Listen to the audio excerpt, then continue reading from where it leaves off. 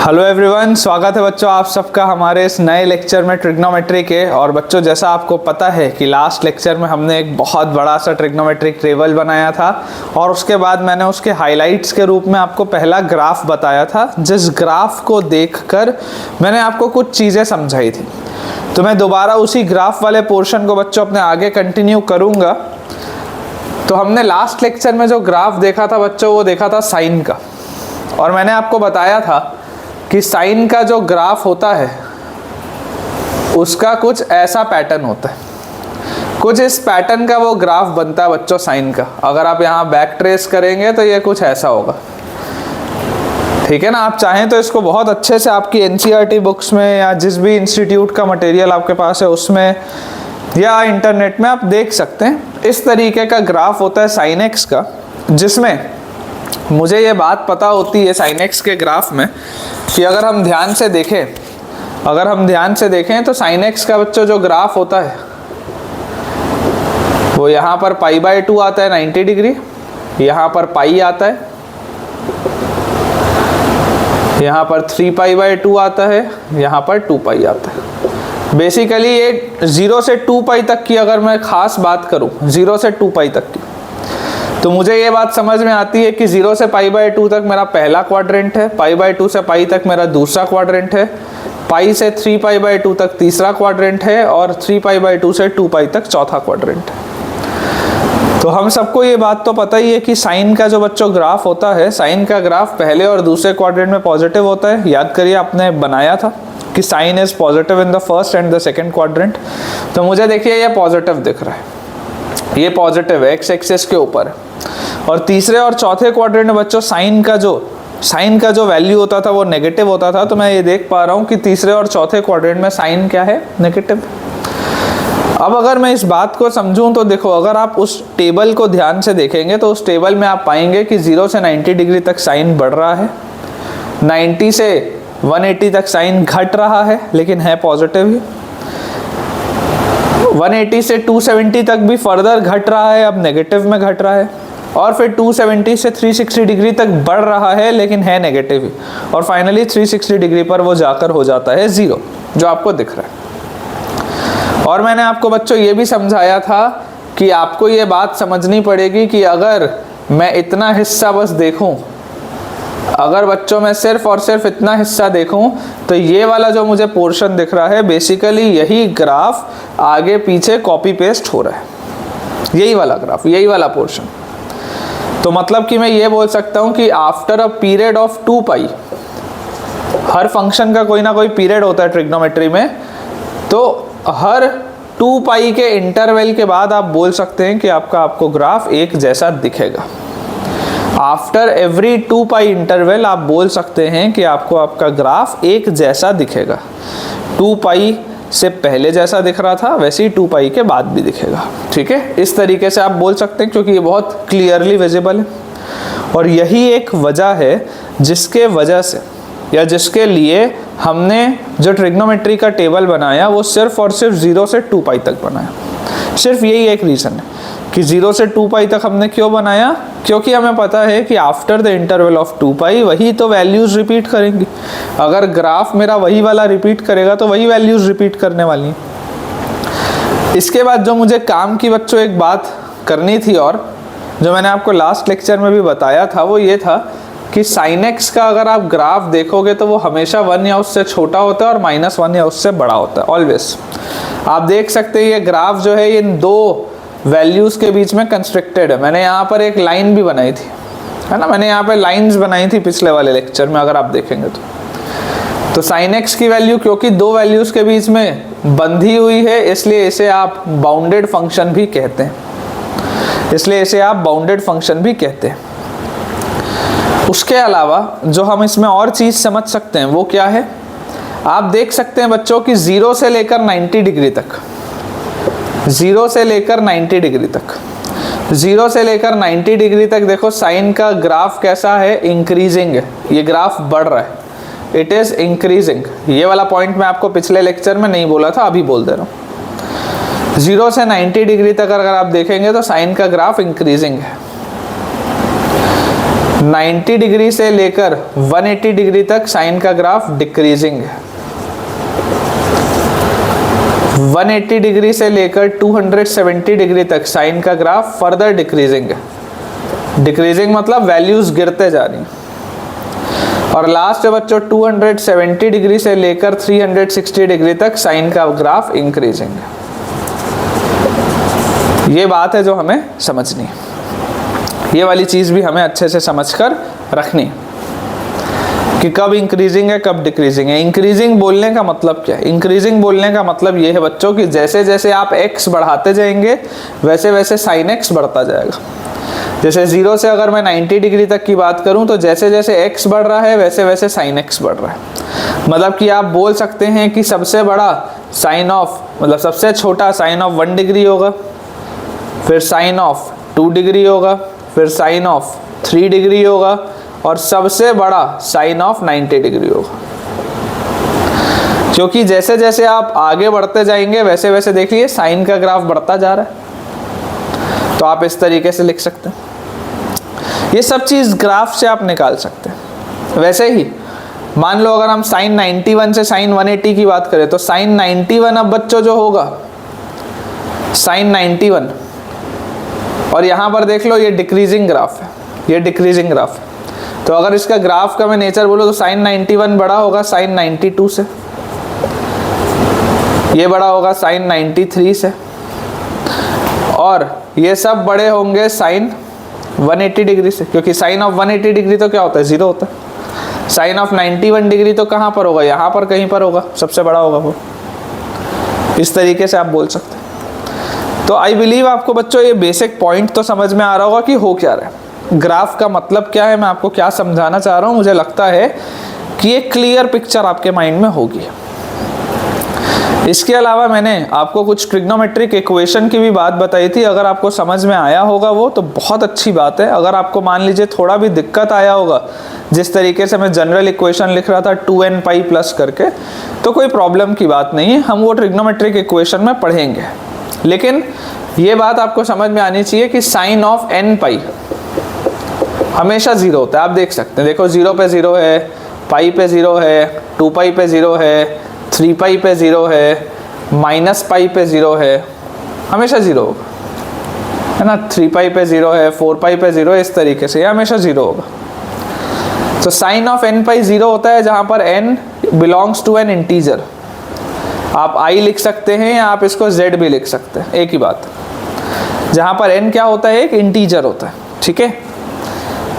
और इसके बाद मुझे जो इसमें ऑब्जर्वेशन और आ रहा है समझ में वो क्या है कि यार साइन ऑफ पाई बाय 2 1 है। उसके बाद ये देखो 3 पाई बाय 2 हो गया, 2 पाई हो गया, यहाँ पर क्या आ जाएगा? 5 पाई बाय 2 आ जाएगा। यार साइन ऑफ 5 पाई बाय 2 भी 1 है। उसके बाद अगर आप निकालोगे तो साइन ऑफ 9 पाई बाय 2 भी 1 है। इन सब की वैल्यू क्या आ रही है? 1 आ रही है। तो आप बच्चों ये बात समझ सकते हो ना कि यार 5 पाई बाय 2 बेसिकली क्या है? 5 पाई बाय 2 है 2 पाई प्लस पाई बाय 2। क्योंकि मैंने आपको अभी अभी समझाया, देखो मैं इसको आपको दूसरे तरीके से समझाने की कोशिश करता हूँ। ट्रिग्नोमेट्रिक इक्वेशन में भी हम इसे पढ़ेंगे डिटेल में। आप इसमें बच्चों ऐसे समझने की कोशिश करो कि मैंने आपको अभी अभी ये चीज़ कही है कि यार हर 2 पाई के इंटरवल के बाद मेरी ग्राफ की वैल्यूज सेम रहेंगी। हर 2 पाई के इंटरवल के बाद मेरा ग्राफ वैसा ही दिखेगा। तो अगर पाई बाय 2 पर कोई वैल्यू आ रही है तो पाई बाय 2 में जब मैं 2 पाई ऐड करूँगा, पाई बाय 2 में जब मैं 2 पाई ऐड करूँगा तब भी तो सेम वैल्यू आएगी। तो देख लो 2 पाई ऐड करते ही सेम वैल्यू आ गई। अगर मान लो 5 पाई बाय 2 पे मुझे कुछ वैल्यू मिल रही है, तो अगर मैं आपको बोल दूं कि बच्चों मैं 5 पाई बाय 2 में 2 पाई और जोड़ देता हूं तो मेरे पास आ जाएगा 9 पाई बाय 2, तो उसमें भी तो वही वैल्यू मिलेगी। मतलब आप ये बोल सकते हैं कि हर 2 पाई के इंटरवल के बाद आपको 1 मिलता जाएगा। मतलब कि अगर मैं आपको बोल रहा हूं कि साइन ऑफ पाई बाय 2 1 होता है, अगर मैं आपको मान लो बच्चों बोल रहा हूं कि साइन ऑफ पाई बाय 2 1 होता है, तो बहुत आसानी से मैं आपको बोल सकता हूं कि इसको जनरल में ऐसा भी तो लिख सकता हूं कि sine of 2n pi plus pi by 2 हमेशा ही 1 होगा। Sine of 2n pi plus pi by 2 हमेशा ही 1 होगा, क्योंकि जब आप n की जगह 1 रखोगे, सोचो आप जब n की जगह मान लो आपने 0 रखा, जब आप n की जगह 0 रखोगे तो साइन पाई बाई 2 मिलेगा 1, ये मिल गया। जब आप n की जगह 1 रखोगे तो 2 pi plus pi by 2, 2 pi plus pi by 2 आ जाएगा, 5 पाई बाई 2 मिल जाएगा। आप n की जगह 2 रखोगे, 4 पाई प्लस पाई बाई 2 मिल जाएगा, 9 पाई बाई 2 ये भी आ जाएगा। तो जैसे जैसे आप n को इंटीजर रखते जाएंगे वैसे वैसे आपके पास वैल्यूज आते जाएंगी, ठीक है। अगर ये समझ में आपको आया हो बहुत अच्छी बात है, लेकिन अगर आपको इसमें थोड़ा भी डाउट हो तो कोई प्रॉब्लम की बात नहीं है बच्चों। हम ट्रिग्नोमेट्रिक इक्वेशन में ये पूरा का पूरा पॉइंट दोबारा अच्छे से पढ़ेंगे। लेकिन अभी आप ये मान सकते हैं कि आप 2n pi plus pi by 2 इसलिए लिख सकते हैं क्योंकि हर 2 पाई के इंटरवल के बाद वो बदल रहा है, और n की अगर मैं इंटीग्रल वैल्यूज रखते जाऊंगा तो 2 पाई 4 पाई 6 पाई 8 पाई इस तरीके के टर्म्स मुझे मिलते जाएंगे। और जैसा ये साइन ऑफ पाई बाई 2 आप देख रहे हैं, जैसा साइन ऑफ पाई बाई 2 1 होता है, उसी लॉजिक से बच्चों मैं बोल सकता हूँ कि यार साइन ऑफ 3 पाई बाई 2 देख लो क्या है, -1 है। अच्छा ये 5 पाई बाई 2 था, ये वाला पॉइंट आएगा 7 पाई बाई 2। तो देखो 3 पाई बाई 2 में अगर मैं 2 पाई ऐड किया होता तो साइन ऑफ 7 पाई बाई 2 आ जाता। इसमें अगर मैं 2 पाई ऐड किया होता तो साइन ऑफ 11 पाई बाई 2 आ जाता। ये चीज़ें आती जाती। तो अगर ये चीज़ें आती जाती तो इन सब की वैल्यू क्या आएगी, 1 ही तो आ रही है, -1 ही तो आ रही है। देखो इन सब की वैल्यू -1 ही तो आ रही है, देख लो ये -1 है, ये -1 है, इसके आगे जाओगे तो -1 है। यहाँ पर अगर आप देखोगे माइनस पाई बाई 2 तो इस पर भी -1 है, ठीक है। तो यहाँ से भी आप बच्चों देखो जनरल क्या बोल सकते हो कि sine of 2n pi plus 3 pi by 2 क्या होता है, -1 होता है। Sine of 2n pi plus 3 pi by 2 क्या होता है, -1 होता है। जैसे आप मान लो यहाँ पर सोच के देखो, आपने n की जगह मान लो -1 रखा, n की जगह 0 रखोगे तब तो 3 पाई बाई 2 मिलेगा। मान लो आपने n की जगह -1 रखा, क्योंकि मैं तो आपको बोल रहा हूँ आप कोई भी इंटीजर रख लो, n की जगह आप -1 रखोगे तो देखो क्या आएगा, sine of -2 pi plus 3 pi by 2 आएगा आपके पास। ये आ जाएगा देखो sine of -2 pi plus 3 pi by 2, और इसको जब आप सॉल्व करेंगे तो ये आ जाएगा बच्चों sine of -4 pi plus 3 pi by 2, और ये आ जाएगा बच्चों आपके पास साइन ऑफ -पाई बाई 2। देख लो साइन ऑफ -पाई बाई 2 आ गया, जो कि क्या होता है, -1 होता है। आपको वही वैल्यूज मिलेंगी हमेशा, आपको हमेशा बच्चों वैल्यूज मिल जाएंगी। आपको सिर्फ जनरल इक्वेशन में क्या करना होता है कि अगर मान लो मुझे एक रिजल्ट मिल गया तो दूसरा रिजल्ट निकालने के लिए मुझे कोई बड़ी बात नहीं है, मुझे सिर्फ उस चीज़ को ऐड करना है जितने के बाद रिपीटिशन हो रहा है। जैसे यहाँ वाले केस में अगर मैं आपको बोल रहा हूँ कि इसका पीरियड 2 पाई है, मतलब हर 2 पाई के इंटरवल के बाद रिपीटिशन हो रहा है। तो अगर हर 2 पाई के इंटरवल के बाद रिपीटिशन हो रहा है तो मुझे सिर्फ यहाँ पर 2n पाई ऐड करना है। मान लो अगर कोई ऐसा फंक्शन होता जिसमें हर पाई इंटरवल के बाद रिपीटिशन हो रहा होता, ऐसा भी आएगा। मान लो अगर हर पाई इंटरवल के बाद रिपीटिशन हो रहा होता तो मैं यहाँ पर सिर्फ साइन ऑफ n पाई लिखता, जो कि हर पाई के बाद बदलते जाएगा, सेम चीज़ें मिलते जाएंगी। तो आई होप बच्चों आपको साइन की चीज़ काफ़ी हद तक क्लियर हुई होगी। जो इसमें छोटे मोटे पॉइंट्स रहे भी होंगे वो देर सवेर अभी अपना ट्रिग्नोमेट्री आप मान के चलिए बच्चों, कम से कम 10-12 लेक्चर्स अभी और चलेगा मिनिमम।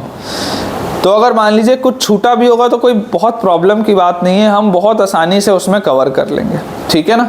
अभी हमें सिर्फ कंसेप्ट सीखते हुए आगे बढ़ते जाना है, और जो भी हमारे पास बच्चों पोर्शन छूटेगा, जो भी हमारा थोड़ा सा भी अगर पोर्शन छूटेगा तो उसको हम कभी ना कभी किसी ना किसी क्वेश्चन में या प्रैक्टिस शीट में आपको मिलना स्टार्ट हो जाएगा, ठीक है। और अब से बच्चों मैं आप लोगों के लिए, जैसे आप हो सकता है इस वीडियो के भी डिस्क्रिप्शन में आपको एक प्रैक्टिस शीट का लिंक दिखे, तो अब से मैं आप लोगों के लिए बच्चों प्रैक्टिस शीट्स देता रहूँगा ताकि आप अपने क्वेश्चंस की प्रैक्टिस करते रहें और ज़्यादा बेहतर तरीके से। और अगर मान लीजिए आपको और भी किसी भी टॉपिक की प्रैक्टिस शीट चाहिए हो, चाहे वो लोगैरिथम हो, चाहे वो क्वाड्रेटिक इक्वेशंस हो, जिसका भी आपको चाहिए हो आप ज़रूर मुझे कमेंट से बताइएगा, तो मैं वो भी आपसे शेयर कर दूंगा, ठीक है। तो अब साइन पढ़ने के बाद बच्चों बात आती है कॉस की। अब हम देखेंगे कॉस के कर्व। तो अगर हम कॉस के कर्व को देखें तो कॉस का भी कर्व लगभग वैसा ही होता है जैसा साइन का होता है। बस एक डिफरेंस है, और डिफरेंस ये है बच्चों कि साइन का कर्व यहाँ से स्टार्ट होता था 0 से, और ये ऐसा चलता था। यहाँ 0 से स्टार्ट होता था और ऐसा चलता था, ये साइन का कर्व होता था। क्योंकि हमें पता होता था कि साइन ऑफ 0 क्या होता है, 0 होता है। हमें ये पता होता था कि साइन ऑफ 0 क्या होता है, 0 होता है। लेकिन कॉस ऑफ 0 क्या होता है, कॉस ऑफ 0 तो 1 होता है। कॉस ऑफ 0 तो 1 होता है, मतलब ये ग्राफ यहाँ से स्टार्ट होगा। अगर कॉस ऑफ 0 1 होता है तो ये ग्राफ यहाँ से स्टार्ट होगा। पैटर्न वही है, आप देख सकते हैं, पैटर्न वही है। ग्राफ का पैटर्न बिल्कुल वही है, सिमिलर पैटर्न है। ग्राफ का पैटर्न सिमिलर है बच्चों, लेकिन कर्व कहाँ से स्टार्ट होगा, यहाँ से होगा। क्योंकि साइन 0 पे 0 होता था तो नीचे से स्टार्ट होता था, कॉस 0 पे 1 होता है तो ऊपर से स्टार्ट होगा। सिर्फ इतना अंतर है। अगेन आप देखेंगे, देखिए कॉस ऑफ 90 डिग्री 0 होता था तो ये π/2 आ गया, ये पाई आ गया, ये 3π/2 आ गया, ये 2π आ जाएगा। इस तरीके से आप वैल्यूज लिख सकते हैं। 0 से π/2 तक पहला क्वाड्रेंट है, π/2 से पाई तक दूसरा क्वाड्रेंट है, पाई से 3π/2 तक तीसरा क्वाड्रेंट है, और 3π/2 से 2π तक चौथा क्वाड्रेंट है। तो बेसिकली मैं बच्चों आपको ये बोल सकता हूँ कि इसमें भी अगर आप देखेंगे तो हर 2π के इंटरवल के बाद, हर 2π के इंटरवल के बाद बच्चों आप देख सकते हैं सेम कर्व रिपीट हो रहा है। ये जो आपको ऐसा दिख रहा है, ये जो आपको ऐसा दिख रहा है, देखो यही तो कॉपी पेस्ट हुआ है हर जगह, यही तो कॉपी पेस्ट होता हुआ चल रहा है। तो ये वाला जो हिस्सा है ये सेम आपको दिखेगा हर जगह। तो इसका भी जो पीरियड आएगा, पीरियड मतलब होता है बच्चों कि आपका एक फंक्शन किस इंटरवल के बाद रिपीट हो रहा है। ठीक है, तो इसका भी पीरियड कितना आ जाएगा, 2π का आ जाएगा। उसके बाद अगर बच्चों हम ध्यान से देखें तो हमें आप बताइए कि जब हमने शॉर्टकट पढ़ा था तब उस शॉर्टकट में हमने ये बात देखी थी कि कॉस जो होता है, कॉस पहले क्वाड्रेंट में तो पॉजिटिव होता है और पहले के अलावा चौथे क्वाड्रेंट में पॉजिटिव होता है। Cos is positive in the first and the fourth quadrant, और कॉस सेकेंड और थर्ड क्वाड्रेंट में नेगेटिव होता था। आप देख सकते हैं पहले क्वाड्रेंट में कॉस पॉजिटिव है, सेकेंड क्वाड्रेंट में कॉस नेगेटिव है, थर्ड क्वाड्रेंट में भी कॉस नेगेटिव है, लेकिन फोर्थ क्वाड्रेंट में कॉस दोबारा पॉजिटिव है। तो यहाँ से मैं बोल सकता हूँ कि 0 से 90 डिग्री तक अगर आप देखेंगे तो देखो 0 से लेकर 90 डिग्री तक ये कॉस का कर्व कैसा है, डिक्रीजिंग है, इट इज डिक्रीजिंग। 90 से लेकर 180 तक भी क्या है, डिक्रीजिंग है। 90 से लेकर 180 तक भी क्या है, डिक्रीजिंग है। 180 से लेकर 270 तक, देखो 180 से लेकर 270 तक है तो नेगेटिव ही, लेकिन अब बढ़ना स्टार्ट हो चुका है तो इंक्रीजिंग है। और 270 से लेकर 360 तक भी क्या है, इंक्रीजिंग है ना। इंक्रीजिंग और डिक्रीजिंग क्या इसका मायने होते हैं, मैंने आपको लॉगरिथमिक कर्व में भी बताया था। जब हम log x का ग्राफ बनाए थे तब भी मैंने आपको बताया था कि जब बेस 1 से बड़ा होता है बच्चों, जब बेस 1 से बड़ा होता है तो कर्व इस तरीके का बनता था, या मैं अगर आपके व्यू पॉइंट से बताऊं तो ऐसा कर्व बनता था, ये ऐसा कर्व बनता था। तो ये वाला जो कर्व बनता था बच्चों, देखो ये इंक्रीजिंग कर्व था। और अगर हम बात करें हमारे इस ग्राफ की कि जिसमें बेस 1 से छोटा होता था तो ऐसा कर्व बनता था। तो ये वाला भी क्या होता था, ये वाला भी जो आपका कर्व बनता है वो डिक्रीजिंग होता था अगर बेस 1 से छोटा होता था तो यहाँ पर आप देख सकते हैं ये डिक्रीजिंग है, फिर फर्दर डिक्रीजिंग है, फिर इंक्रीजिंग है, फिर फर्दर इंक्रीजिंग है। और कॉस के ग्राफ में बच्चों, कॉस के ग्राफ में जो एक खास बात होती है, कॉस के ग्राफ में एक खास बात जैसे साइन में थी, कॉस का भी आप जो ग्राफ देखेंगे तो देखिए कॉस का ग्राफ जो है बच्चों वो भी बंधा हुआ है किसमें, कॉस का भी ग्राफ बंधा हुआ है -1 से 1 के बीच में। कॉस एक्स भी जो है वो अगर आप देखोगे तो -1 से 1 के बीच में बंधा हुआ है, और अगर ये बंधा हुआ है तो ये भी क्या होगा, बाउंडेड फंक्शन होगा। पॉइंट सिंपल सा है बच्चों कि साइन एक्स और कॉस एक्स की वैल्यू, साइन एक्स और कॉस एक्स की वैल्यू कभी भी, साइन एक्स और कॉस एक्स की वैल्यू कभी भी 1 से बड़ी नहीं हो सकती और -1 से छोटी नहीं हो सकती। ये बात पे हमको विशेष ध्यान देना कि कभी भी ऐसा नहीं होगा कि sin x की वैल्यू 1 से बड़ी हो जाए या -1 से छोटी हो जाए, या cos x की वैल्यू 1 से बड़ी हो जाए और -1 से छोटी हो जाए, ऐसा कभी भी पॉसिबल नहीं है। अब अगर हम इसको देख सकते हैं कि यार ये इंक्रीजिंग डिक्रीजिंग देख लिया, बाउंडेड है या नहीं है वो देख लिया, अब क्या ऐसा कोई खास इसमें चीज़ है जो मुझे समझ में आनी चाहिए? तो मैं इसमें बोलूँगा कि यार आप ये देखो कि cos x की वैल्यू 0 कहाँ पर हो रही है, cos x की वैल्यू 0 कहाँ पर हो रही है? तो आप बोलोगे सर π/2 पे हो रहा है, उसके बाद आप बोलोगे सर 3π/2 पे भी हो रहा है। अगर मान लो मैं इसके आगे सोचूं तो सर 5π/2 पे भी हो रहा है, और आगे सोचूं सर 7π/2 पे भी हो रहा है। मतलब कि मुझे ये दिख रहा है कि cos of odd multiple of π/2, देखो 1 3 5 7, cos ऑफ ऑड मल्टीपल, ये ऑड नंबर है जनरल, एक जनरल इवन नंबर 2n के फॉर्म का होता है और एक जनरल ऑड नंबर 2n+1 के फॉर्म का होता है। आई होप आपको ये बात पता है ना? क्लास 10th में यूक्लिड्स लेमा में तुम पढ़ के आते हो कि 2n का फॉर्म होता है जनरल इवन नंबर का और 2n+1 का फॉर्म होता है जनरल ऑड नंबर का। तो cos of odd multiple of π/2, π/2 का ऑड मल्टीपल, π/2 के ऑड मल्टीपल का जब भी cos होगा तो वो हमेशा क्या आएगा? 0 आएगा। π/2 के ऑड मल्टीपल का cos जब भी आएगा वो हमेशा क्या आएगा बच्चों? 0 आएगा। अगर आप वैसे ही यहाँ पीछे देखते तो ये π/2 है, ये 0 है, ये आपके पास आता -π/2, ये आपके पास बच्चों आता -3π/2। तो यहाँ से आप देख सकते हैं, देखिए अगर आप n की वैल्यू 0 रखेंगे तो cos π/2 आ जाएगा, लेकिन अगर आप n की वैल्यू मान लीजिए -1 रखते हैं तो -1 रखते ही देखिए क्या आएगा? -2 और 1, -1 cos -π/2 आ जाएगा। मतलब कि आप इसमें n को क्या रख सकते हैं? n बिलोंग्स टू इंटीजर, आप i लिखो या z लिखो एक ही बात। n क्या आ जाएगा बच्चों? एक इंटीजर आ जाएगा। और आपको एक चीज़ जो हाईलाइट से आपको समझ में आती है या ट्रिग्नोमेट्री के टेबल से आपको समझ में आती है या ये ग्राफ से आप जिसे देख भी सकते हैं, वो क्या है? वो ये है बच्चों कि cos of odd multiple of π/2 क्या होता है? 0 होता है। ये मुझे याद होना चाहिए। जैसे मुझे sin ऑफ n π पता है कि 0 होता है, कि sin ऑफ अगर कोई भी इंटीग्रल मल्टीपल ऑफ π आया है तो वो 0 ही होगा, उसी तरीके से मैं बोल सकता हूँ कि cos के साथ अगर ऑड मल्टीपल आया है π/2 का तो वो 0 ही होगा, वो श्योर है 0 ही होगा। तो ये 0 आ गया। अच्छा, इसके बाद मान लो अगर मेरे को कोई बच्चों ये बोलता कि यार ये बताओ cos x का वैल्यू 1 कब है? cos x का वैल्यू 1 कब है? तो यार मैं बोलूँगा cos x का वैल्यू 1 0 पे दिख रहा है, cos x का वैल्यू 1 2π पर भी दिख रहा है,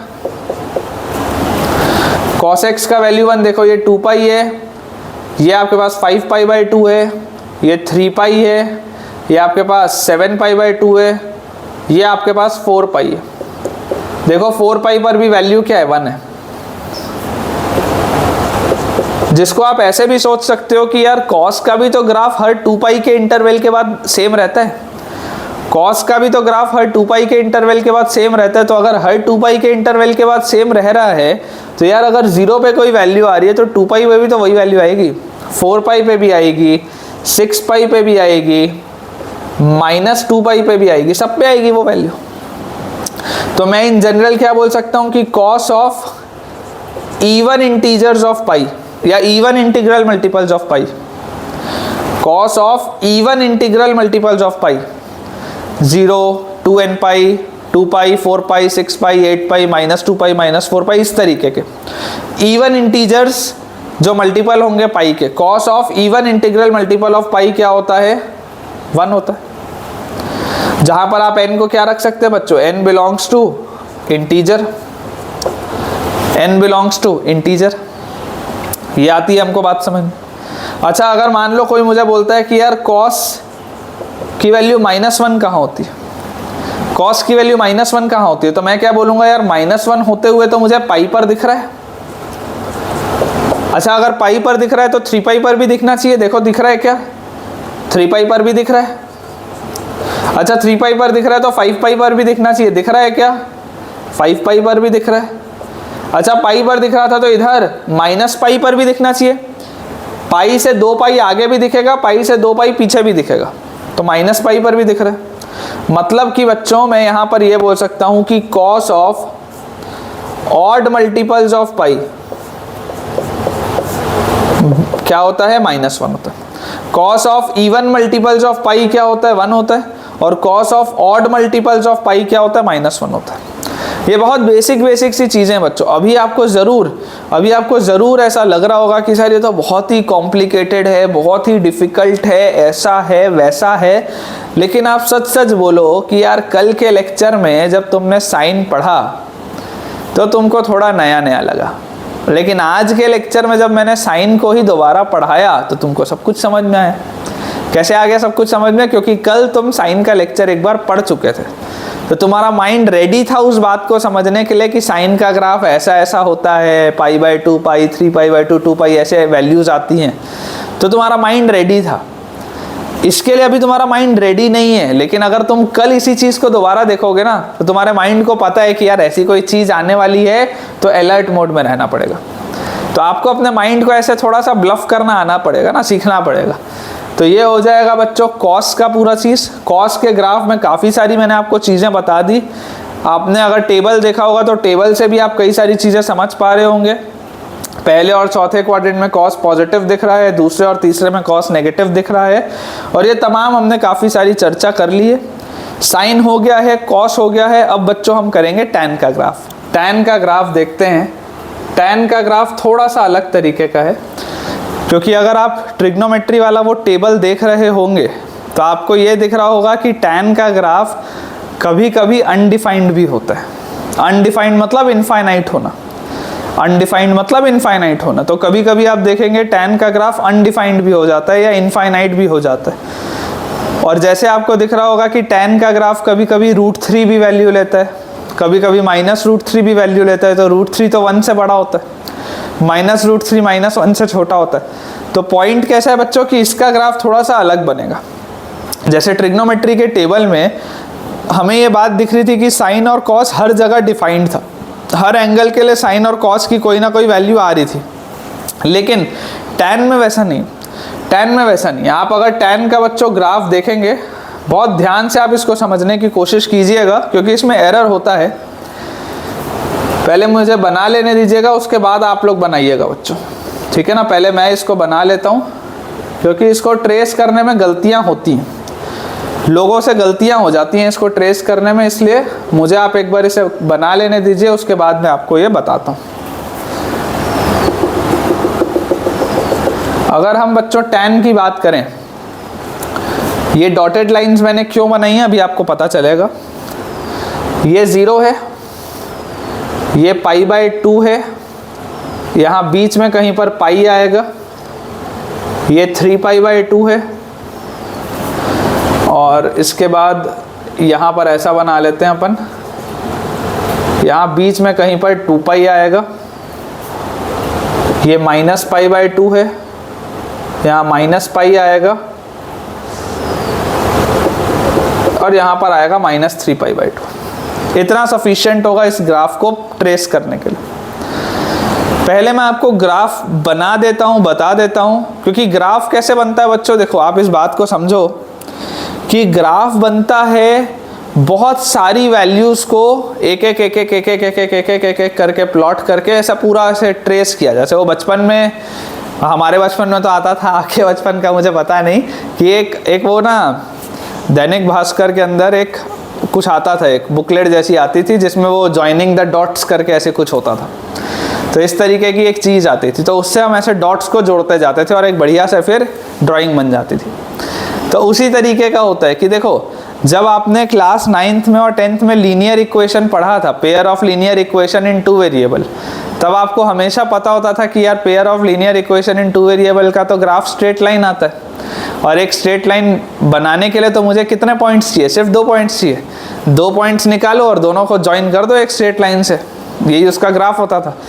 लेकिन ऐसा बाकी ग्राफ में नहीं होता, ऐसा बाकी कर्व में नहीं होता, क्योंकि अगर मान लीजिए कोई कर्व स्ट्रेट लाइन नहीं है, कोई जनरल सा कर्व है, तो उसके लिए तो आपको कम से कम 50-100 पॉइंट्स निकालने पड़ेंगे, तब जाके आप एक रफली उसको ट्रेस कर पाएंगे कि हो क्या रहा है, ठीक है। तो उस लॉजिक से मैं आपको बोलूं तो बच्चों देखो, इसका ग्राफ मैं आपको पहले बना देता हूं, उसके बाद मैं आपको समझाता हूं कि है क्या चीज़। अगर आप चाहें तो 10x का ग्राफ आपको देख के लग रहा होगा कि सर ये तो बहुत ही उटपटांग सा ग्राफ आपने बना दिया, लेकिन यही बच्चों 10x का ग्राफ होता है। और आप अगर इसको चाहें तो आप इंटरनेट में भी सर्च कर सकते हैं, कोई भी अगर आपके पास रेफरेंस के लिए मटेरियल हो तो आप उसमें ये चीज़ को देख सकते हैं। अब अगर हम 10x के ग्राफ को समझने की कोशिश करें तो हमारे पास देखो जो ट्रिग्नोमेट्री के टेबल में वैल्यूज है पहले हम उसमें समझते हैं। 0 से π/2 तक बच्चों पहला क्वाड्रेंट है, π/2 से π तक दूसरा क्वाड्रेंट है, π से 3π/2 तक तीसरा क्वाड्रेंट है, और 3π/2 से 2π तक चौथा क्वाड्रेंट है। ये चौथा क्वाड्रेंट है। और आपको एक बात दिखाई दे रही है कि tan का जो ग्राफ होता है बच्चों, tan का ग्राफ पहले क्वाड्रेंट में और तीसरे क्वाड्रेंट में, कौन सी दो वैल्यूज मैं बोल रहा हूँ, पहला क्वाड्रेंट और तीसरा क्वाड्रेंट। पहले और तीसरे क्वाड्रेंट में tan पॉजिटिव होता है, आप देख सकते हैं, देखिए पहले क्वाड्रेंट में tan पॉजिटिव है, सेकेंड क्वाड्रेंट में tan नेगेटिव है, थर्ड क्वाड्रेंट में tan पॉजिटिव है, फोर्थ क्वाड्रेंट में tan नेगेटिव है। अच्छा, इसके बाद अगर मैं आपको ये समझाऊं तो देखो tan ऑफ 0 क्या होता था, tan ऑफ 0 0 होता था, तो आपको दिखाई दे रहा है ये 0 है। और tan ऑफ π/2 क्या होता था, tan ऑफ π/2 बच्चों अगर आप देखोगे तो tan ऑफ π/2 होता था नॉट डिफाइंड। tan ऑफ π/2 क्या होता था, नॉट डिफाइंड। तो अगर tan ऑफ π/2 नॉट डिफाइंड होता था, इसका मतलब क्या था, नॉट डिफाइंड का मतलब क्या होता है, आप जरा सोच के देखिए।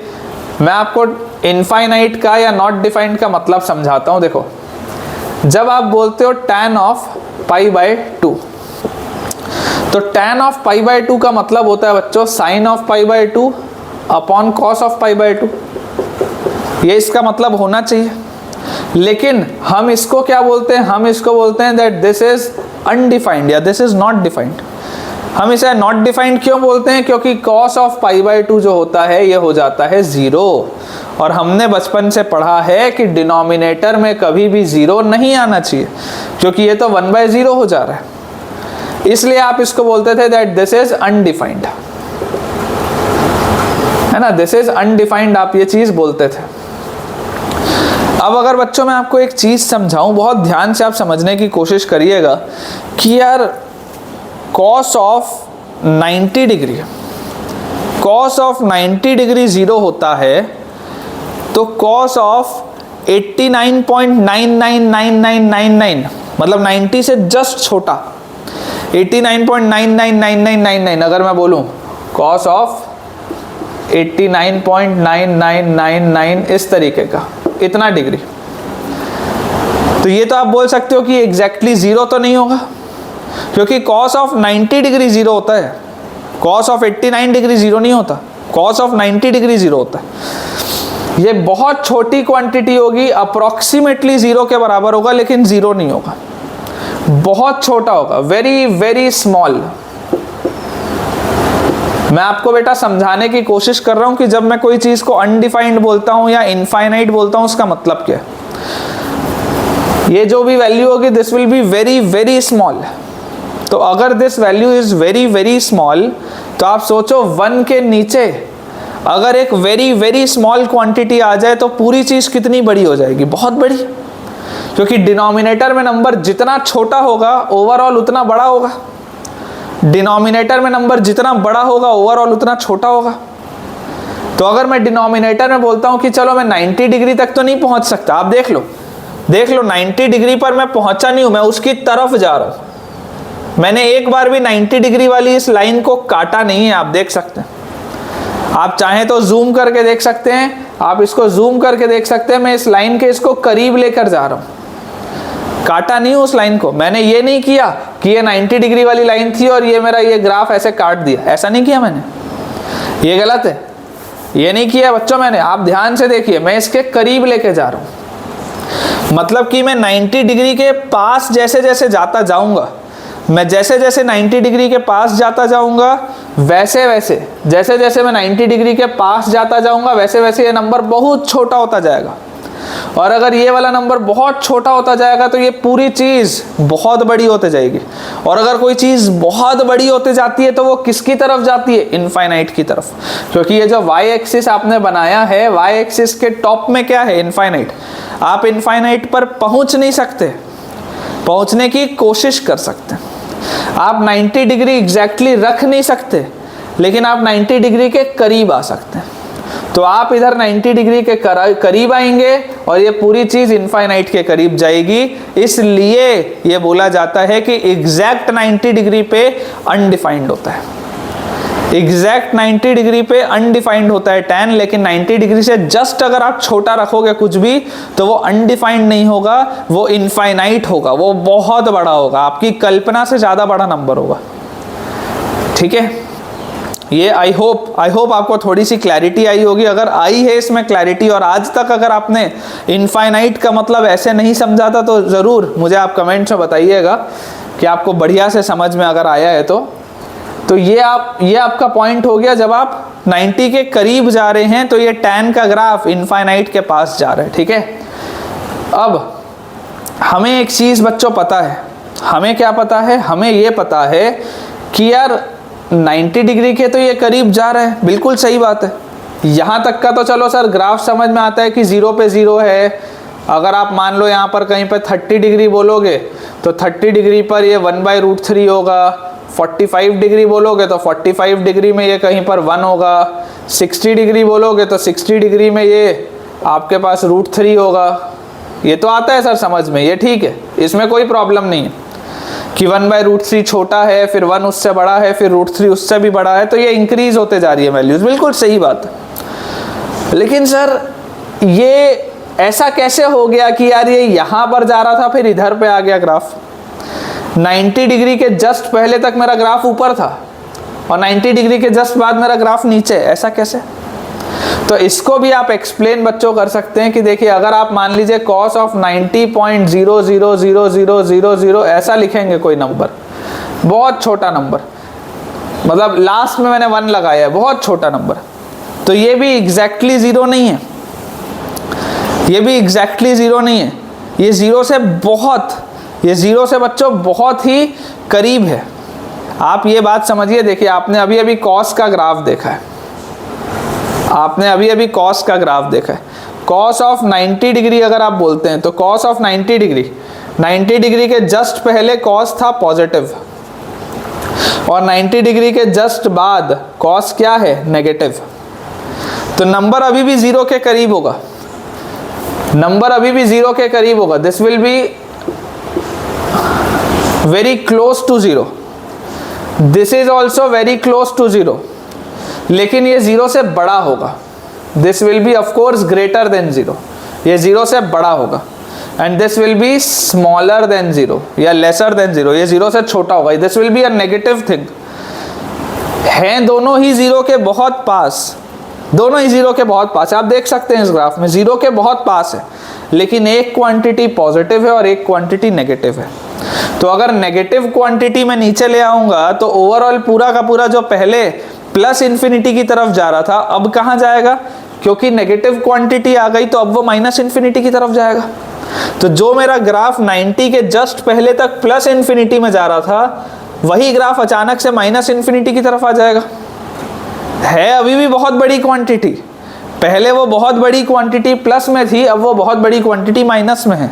क्यों? क्योंकि 90 डिग्री जैसे ही आपने क्रॉस किया तो 90 डिग्री क्रॉस होते ही ये तो 0 से छोटी वैल्यू हो गई, नेगेटिव वैल्यू हो गई। या आप इसको ऐसा भी समझ सकते हैं कि यार अगर 90 डिग्री में टेंजेंट वाला जो मेरा फंक्शन होता है, tan थीटा वाला जो मेरा फंक्शन होता है वो अनडिफाइंड होता है, तो 90 के जस्ट पहले तक तो मैं फर्स्ट क्वाड्रेंट में था। फर्स्ट क्वाड्रेंट में जब मैं था तो ये पॉजिटिव होता था tan, लेकिन सेकेंड क्वाड्रेंट में तो tan नेगेटिव होता है। तो अगर सेकेंड क्वाड्रेंट में tan नेगेटिव होता है तो आप देख लो मुझे तो नेगेटिव मिल रहा है। अगर सेकेंड क्वाड्रेंट में tan नेगेटिव होता है तो आप देख सकते हैं मुझे तो नेगेटिव ये मिल रहा है। तो अगर ये चीज़ बच्चों मुझे नेगेटिव मिल रही है, इसका क्या मतलब है? इसका मतलब ये है बच्चों कि ये माइनस इन्फिनिटी की तरफ जा रहा है। आप सेकेंड क्वाड्रेंट में घुसे हैं, सेकेंड क्वाड्रेंट में tan नेगेटिव होता है, ये माइनस इन्फिनिटी की तरफ जा रहा है। और उसके बाद ये वैल्यूज बढ़ते बढ़ते बढ़ते बढ़ते बढ़ते आप अगर ट्रिग्नोमेट्री वाला वो टेबल देखोगे, आप ट्रिग्नोमेट्री वाला अपना टेबल देखो, आप अगर उस टेबल को देखोगे बच्चों तो आप देख रहे होगे कि tan का जो ग्राफ है ये हमेशा इंक्रीजिंग होता है। आप चाहो तो इस ग्राफ से भी देख सकते हो, देखो ये ग्राफ हमेशा बढ़ता ही जा रहा है, ये ग्राफ हमेशा बढ़ता ही जा रहा है, ये ग्राफ हमेशा बढ़ता ही जा रहा है। It is always increasing, tan x का ग्राफ इज ऑलवेज इंक्रीजिंग। जैसे ln x का जो ग्राफ होता है, लोगैरिथम का जो ग्राफ होता है, जब बेस 1 से बड़ा होता है इट इज ऑलवेज इंक्रीजिंग, वैसे ही tan x का ग्राफ हमेशा बढ़ रहा है। आप ये मत सोचो कि सर यहाँ के बाद तो इधर आ गया, ये हिस्से में तो पूरा ही बढ़ रहा है ना हमेशा, ये हिस्से में तो पूरा ही बढ़ रहा है ना हमेशा, ये हिस्से में तो पूरा ही बढ़ रहा है ना हमेशा। It is always increasing only. अगर आप वैल्यूज भी देखेंगे, ट्रिग्नोमेट्री का टेबल आप खोल के देखिए, पहले क्वाड्रेंट में आप देखो, पहले क्वाड्रेंट में पॉजिटिव वैल्यूज है और इंक्रीज हो रहा है, 0, 1/√3, 1√3 और इन्फिनिटी, इंक्रीज हो रही है वैल्यूज। सेकेंड क्वाड्रेंट में देखो, सेकेंड क्वाड्रेंट में अगर आप देखोगे तो माइनस इन्फिनिटी आपको मिल रहा होगा, माइनस इन्फिनिटी के बाद आपको -√3 का एक पॉइंट मिल रहा होगा, -√3 के बाद आपको -1 मिल रहा होगा, -1 के बाद आपको -1/√3 मिल रहा होगा और उसके बाद आपको फिर 0 मिल रहा होगा, पाई पर आपको फिर 0 मिल रहा होगा। तो नेगेटिव वैल्यूज ही हैं, लेकिन नेगेटिव वैल्यूज रिड्यूस होते जा रही है ना, माइनस इन्फिनिटी से -√3 हुआ, -√3 से -1 हुआ, -1 से -1/√3 हुआ, -1/√3 से 0 हुआ, इंक्रीज तो हो रही है वैल्यूज। तो सेकेंड क्वाड्रेंट में भी इंक्रीज हो रहा है, थर्ड क्वाड्रेंट में भी इंक्रीज हो रहा है, फोर्थ क्वाड्रेंट में भी इंक्रीज हो रहा है। तो tan x का ग्राफ हमेशा ही बढ़ता है, tan x is always increasing. तो जो हमें काम की बात समझनी है कि ये tan x का ग्राफ होता है, इस tan x के ग्राफ को अगर आप देखेंगे तो ये एक हमेशा इंक्रीजिंग फंक्शन होता है। इंक्रीजिंग फंक्शन के अलावा अगर हम देखेंगे तो हमें ये चीज़ पता चलती है कि जब हम 90 डिग्री के करीब जाते हैं, जब हम 90 डिग्री के करीब जाते हैं तो tan x का ग्राफ इन्फिनिटी के करीब जाता है। जब आप 90 डिग्री के करीब जाते हैं तब tan x का ग्राफ इन्फिनिटी के करीब जाता है। अगर आप फर्स्ट क्वाड्रेंट में होंगे तो वो पॉजिटिव इन्फिनिटी की तरफ जाएगा क्योंकि tan पॉजिटिव होता है पहले क्वाड्रेंट में, और अगर आप सेकेंड क्वाड्रेंट में होंगे और 90 डिग्री के करीब अगर आप बात करें तो सेकेंड क्वाड्रेंट में वो माइनस इन्फिनिटी के तक करीब जाएगा क्योंकि tan x का ग्राफ सेकेंड क्वाड्रेंट में नेगेटिव होता है। तो ये नेगेटिव से स्टार्ट हुआ और इंक्रीज हो रहा था, तो इंक्रीज होते होते यहाँ पहुँचा, फिर फर्दर इंक्रीज होते होते वापस ऊपर पहुँचा। अगर आप थर्ड क्वाड्रेंट में देखेंगे तो आप देखिए थर्ड क्वाड्रेंट में दोबारा आपको जो वैल्यूज़ मिल रही होंगी वो 0, 1/√3, 1√3 और इन्फिनिटी, वही वैल्यूज़ मिल रही होंगी क्योंकि आप ग्राफ से भी देख सकते हैं जैसा ग्राफ इधर दिख रहा था वैसा ही तो ग्राफ इधर भी दिख रहा है, वैसा ही तो ग्राफ इधर भी दिख रहा है, सेम तरीके का ग्राफ दिख रहा है, आप देख लो। तो एक बहुत इंपॉर्टेंट बात जो आपको समझ में आनी चाहिए पीरियड की, जैसे बच्चों साइन और कॉस का पीरियड 2 पाई होता था, tan का पीरियड पाई होता है। साइन और कॉस जो होता था वो 2 पाई के इंटरवल के बाद रिपीट होता था। आप जरा सोच के देखो बच्चों कि यार ये tan जो है यार ये तो पाई के बाद रिपीट हो रहा है, ध्यान से देखो, ये देखो आप ध्यान से, ये तो पाई के बाद रिपीट हो रहा है। 0 से पाई में जैसा दिख रहा है ग्राफ, ये देखो 0 से पाई में ग्राफ कैसा दिख रहा है, ऐसा और ऐसा। 0 से पाई में ग्राफ कैसा दिख रहा है, ऐसा और ऐसा, वही तो रिपीट हो रहा है। देखो जैसा 0 के बाद था वैसे ही पाई के बाद, जैसा 0 के बाद था वैसा ही पाई के बाद है, देखो वही तो रिपीट हो रहा है। ये एक लाइन ऐसे, एक लाइन ऐसे, फिर एक लाइन ऐसे, फिर एक लाइन ऐसे। तो tan का पीरियड क्या होता है, tan का पीरियड होता है पाई। ये बहुत इंपॉर्टेंट है, वेरी इंपॉर्टेंट, ठीक है। मतलब कि आप tan के ग्राफ में ये बोल सकते हैं बच्चों कि हर पाई इंटरवल के बाद tan की वैल्यू सेम होंगे। इसलिए आप इस बात को भी अब ध्यान से देखिए कि tan थीटा और tan 180 प्लस थीटा सेम होता था। आप पढ़ के आए हो ये थर्ड क्वाड्रेंट में tan ऑफ 180 प्लस थीटा और tan थीटा सेम होता था। मैं अगर उस समय आपको ये बात बोलता तो आपको ये बात समझ में नहीं आती, लेकिन अब आपको ये समझ में आ रहा होगा। क्यों? जो वैल्यू थीटा पे मिल रही है वही वैल्यू 180 प्लस थीटा में मिल रही है। 180 डिग्री के बाद भी वही मिल रहा है, पाई रेडियन के बाद भी वही मिल रहा है। इसका मतलब tan का पीरियड क्या है, tan का बच्चों पीरियड है पाई, ठीक है। और आप एक चीज़ और इसमें देख सकते हैं कि देखिए अगर इसका आपके पास tan का पीरियड पाई आ गया है अगर आपके पास बच्चों tan का पीरियड पाई आ गया है तो अब क्या क्या हम ऑब्जर्व कर सकते हैं चीज़ें। हम अगर बोलें कि यार tan थीटा 0 कहाँ कहाँ पर हो रहा है, हम अगर आपको मान लीजिए बोलें कि tan थीटा 0 कहाँ कहाँ पर हो रहा है, तो आप बोलेंगे सर tan थीटा 0 पर हो रहा है। अच्छा 0 पर हो रहा है, और मैंने अभी अभी पढ़ा है, मैंने पढ़ा है कि अगर इसका पीरियड पाई है और अगर ये 0 पे 0 हो रहा है तो पाई पे भी तो 0 होगा। अगर ये 0 पे 0 हो रहा है तो पाई पे भी तो 0 होगा, 2 पाई पे भी तो 0 होगा, क्योंकि हर पाई इंटरवल के बाद इसका बिहेवियर सेम है। माइनस पाई पे भी तो 0 होगा, हर पाई इंटरवल के बाद इसका बिहेवियर सेम है। मतलब कि हम क्या बोल सकते हैं कि tan ऑफ n पाई क्या होता है, 0 होता है, where n belongs to an integer. tan of n pi 0 होता है, जिसको कि समझने का एक तरीका बहुत सिंपल सा और क्या है कि यार tan थीटा को आप क्या लिखते थे बच्चों, sin theta upon cos theta लिखते थे ना। tan थीटा को आप sin theta upon cos theta लिखते थे, तो tan थीटा 0 कब होगा, tan थीटा 0 होगा जब sin थीटा 0 होगा, और sin थीटा 0 कब होता था, n पाई पे होता था, तो tan थीटा भी तो n पाई पे ही 0 होगा। tan थीटा होता है sin theta by cos theta. tan theta 0 कब होता है, tan थीटा बच्चों 0 होता है जब sin थीटा 0 होता है। तो sin थीटा अगर मैं पढ़ के आया हूँ कि sin थीटा n पाई पे 0 होता है, तो tan थीटा भी n पाई पे 0 होगा। It is as simple as that. उसके बाद अगर हम बोलें कि यार tan थीटा अनडिफाइंड कब होता है, मान लो अगर बच्चों मैं आपको बोलूं कि यार tan थीटा अनडिफाइंड कब होता है, तो tan थीटा अनडिफाइंड कब होगा, जब cos थीटा 0 होगा। जब इसका डिनोमिनेटर 0 होगा तब अनडिफाइंड हो जाएगा। तो cos थीटा 0 कहाँ होता था, cos थीटा बच्चों 0 होता था odd multiple of pi by 2 में। cos थीटा 0 होता था odd multiple of pi by 2 में। तो आप देख लो पाई बाय 2 पे अनडिफाइंड है, इन्फिनिटी की तरफ जा रहा है, 3 पाई बाय 2 पे अनडिफाइंड है, माइनस पाई बाय 2 पे अनडिफाइंड है। तो क्या मैं ऐसा बोल सकता हूं कि tan of odd multiple of pi by 2 जो होता है वो अनडिफाइंड होता है।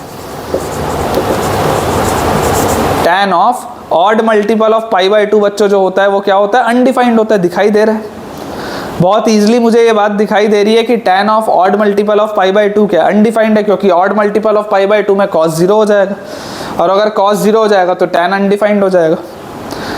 और लास्टली बच्चों जो मुझे चीज़ समझनी है, देखिए साइन और cos जो थे, साइन और cos हमेशा -1 से 1 के बीच में बंधे हुए थे। साइन और cos की कभी भी वैल्यू 1 से बड़ी या -1 से छोटी नहीं हो सकती थी। लेकिन आप tan के ग्राफ को देखकर ये बात समझ सकते हैं कि tan का जो ग्राफ होता है वो तो -∞ से लेकर +∞ तक सब वैल्यूज ले रहा है। tan का ग्राफ -∞ से लेकर +∞ तक सब वैल्यूज ले रहा है। देख लो आप, सारी वैल्यूज ले रहा है, सारी वैल्यूज ले रहा है बच्चों, -∞ से लेकर +∞ तक। तो मैं ये बोलूंगा कि tan x जो है, tan x बिलोंग्स टू -∞ से +∞। साइन और cos -1 क्लोज ब्रैकेट से 1 क्लोज ब्रैकेट में होते थे। अगर आप मेथड ऑफ इंटरवल से सोचें तो sin x और cos x -1 क्लोज ब्रैकेट से 1 क्लोज ब्रैकेट में अपनी वैल्यूज देते थे। लेकिन tan x जो होता है वो -∞ से ∞ कुछ भी हो सकता है, और क्योंकि ये कुछ भी हो सकता है, क्योंकि ये बंधा हुआ नहीं है, इसलिए इसे बोला जाता है अनबाउंडेड। कोई भी फंक्शन जो इनफाइनाइट की तरफ जा रहा हो, इट इज ऑलवेज अनबाउंडेड।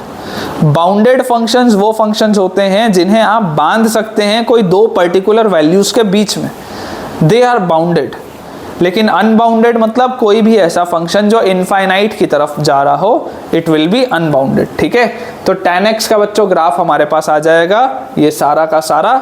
इसमें मैंने आपको बहुत डिटेल में काफ़ी सारी चीज़ें बताई है। मुझे पूरी उम्मीद है कि कई बार आप जहाँ भी जिनसे भी पढ़ रहे होंगे, with all due respect to all the teachers, मुझे पूरी उम्मीद है कि आपको इतना बढ़िया डिटेल्ड शायद ही कहीं मिलेगा। अगर आपको कहीं इतने ज़्यादा डिटेल में अगर आपको कोई ग्राफ अच्छे से समझा रहा है, ऑलमोस्ट आधा पौन घंटा लेके, तो आप ये मान के चलिए कि फिर आपका टीचर बहुत अच्छा है।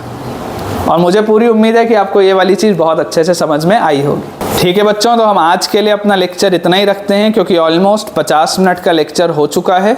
और अगले लेक्चर में हम अपने बचे हुए जो ग्राफ हैं, जो कि कॉट एक्स है, उसके बाद कोसेक एक्स है और सेक एक्स है, ये जो 3 हमारे अभी ट्रिग्नोमेट्री के ग्राफ बचे हैं, इनकी चर्चा हम अपने अगले लेक्चर में करेंगे। आई होप आपको आज का लेक्चर बहुत ज़्यादा पसंद आया होगा, तो आप ज़रूर मुझे कमेंट्स में उसका एक अच्छा सा फीडबैक दीजिएगा। अगर आपको आज का लेक्चर अच्छा लगा है तो ज़रूर वीडियो को लाइक करिएगा और अपने दोस्तों के साथ भी शेयर इसे करिएगा। Thank you.